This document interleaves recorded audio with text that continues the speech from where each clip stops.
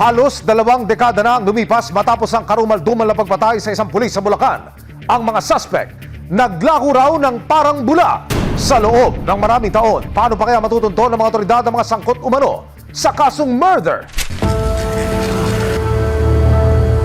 Duguan at wala ng buhay, ganito inilarawan ni Gina ang huling alaala niya sa asawang pulis na si Alfred. Hindi nila mga tunay na pangalan. Nakita ko yung dugo nung time na yun. Sariwa pa.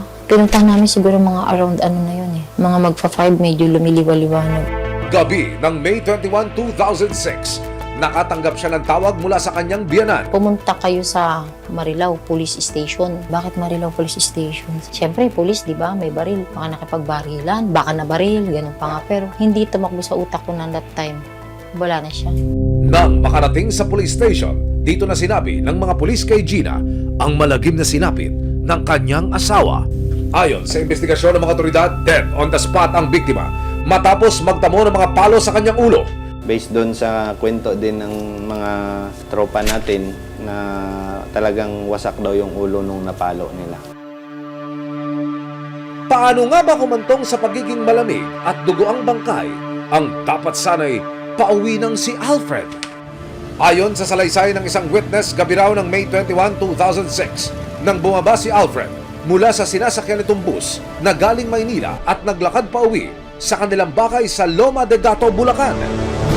Hanggang si Alfred, naparaan daw sa umpukan ng mga lalaking nagiinuman. Sinita niya. Eh siguro, hindi niya rin alam na that time, mga bangag-bangag na yun. Ayon sa investigasyon ng Marilao Municipal Police Station, mag-aama ang nasa tumpukan. Kabilang ang tatay na si Daso Diaz at dalawa niyang anak na sina Dennis at Edgardo.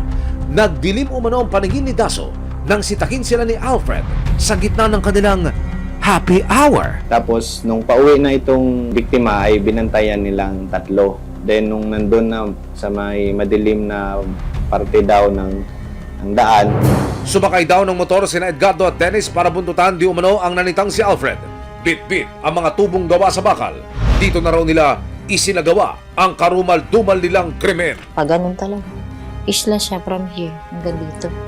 So yung palo niya pag ganun, para kang palayok. Na pag naghahataw ng palayok. Ayon sa death certificate ng biktima, nagtabo si Alfred ng intracranial hemorrhage o internal bleeding due to blunt traumatic injuries to the head. Dahil maagang nabiyuda na iwan kay Gina, ang tatlo nilang mga anak na nooy siyam, 10 at 12 taong gulang pa lamang. Andun ako sa state na nung bumalik ako doon sa katotohanan na paano ko bubuhayin yung mga anak ko. Kwento ng isa sa mga naulilang anak ni Alfred, kahit 2 dekada na ang lumipas, hinahanap pa rin niya ang kalinga ng isang ama. Hindi na pala uuwi yung papa ko kahit kailan. Kahit nagkakaedad ka na eh, nagdadalaga ka, hahanapin mo pa rin yung alaga ng papa mo talaga. Isang taon matapos ang krimen, July 17, 2007, naibaba ang warrant of arrest laban sa magkapatid na sina Dennis at Edgardo at sa ama nilang si Daso.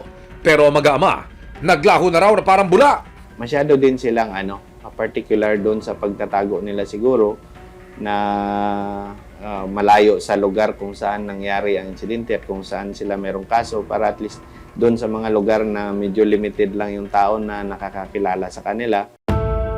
Sa patuloy na pagtuntol ng mga otoridad sa mga suspect January 2025, halos 2 dekada na ang lumipas, nakatanggap ang Criminal Investigation and Detection Group, Pampanga Field Unit ng isang tip mula sa isang informant. May nagtatago raw ng mga suspect sa isang farm sa Nasugbu, Batangas. Ibig sabihin, Dep, lumalabas po na yung nagbebenta ng manok ang nagsabi doon sa informante ng CIDG. There's an occasion na nagkita to si tsaka yung informant from Bulacan na si pag napagkwento, nabanggit ngayon po ito na, uy pare, may warrant ako sa amin ito. Tingnan mo nga, totoo po talaga yung warrant. Nang makumpirma ang pagkakilanlan ng mga tinutukoy na suspect. February 13, 2025, mula sa Pampanga, nagtungo ang CIDG PFU sa Nasugbu, Batangas kasama ang resibo. Pagpasok sa naturang farm, nag-aagahan ang isa sa mga suspect na si Dennis. Relax. Relax lang kuya, relax lang. Ito po ba kuya? Ito po. Paris yan, sa kasong murder. Murder. Kuya Dennis, May 21, 2006. Remember? Ang ilan sa mga lalaki sa paligid, tila nakikiusyoso lang sa nagaganap na pagdakip kay Dennis pero teka! Ang isa pala sa mga nagmamasid, siya na palang pangalawang suspect na si Edgardo. Dinakip ng mga operatiba ng CIDG, PFU ang magkapatid. Ang isa pang sangkot di umano sa krimen na kanilang ama na si Daso, natuntun din ng mga otoridad sa kabilang barangay. Kami mga CIDG Pampanga po, no? Dinala sila sa custodial facility ng CIDG, PFU at nakaharap sila sa kasong murder. Kung sakaling mapatuloy ang nagkasala, pwede silang makulong ng habang buhay. Susubukin po nating makapanayam itong mga akusadong mag-aama. Baka ngayon ay makapagbigay ng komento tungkol sa kaso. Daso? Mang Daso? Aha. Meron po ba kayong komento? Kayo ay nilabasan ng warrant of arrest ng korte? Wala po, sir. Yung kapatid mo, pwede bang makatanong? Ano masasabi niya? Si tatay ba may komento rin? Para lang parehas yung balita. Meron po kayong mensahe sa pamilya ng complainant nyo? Yung nagsampa ng reklamo sa inyo, baka meron po kayong mensahe. So, inaantay nila yung kanilang abogado at yun na lang daw ang magsasalita.